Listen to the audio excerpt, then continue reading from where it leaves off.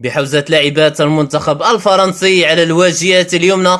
عبد السلام أيضا يستمر معكم وعلى شاشة القناة الأولى المغربية للبث الأرضي العمومي TNT في طيلة مسار المباراة إن شاء الله، كما هو الحال في السنوات الخمسة الأخيرة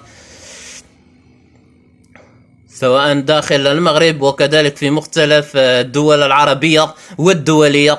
الكرة بحوزة لاعبات المنتخب الفرنسي على الجهة الوسطى لمنتخب المغرب، ذهبت لمنتخب فرنسا على الجهة الدفاعية. قلت منتخب فرنسا التي تحصلت على المونديال إلى جانب الولايات المتحدة الأمريكية وكذلك المنتخب الاسكندنافي منتخب السويد.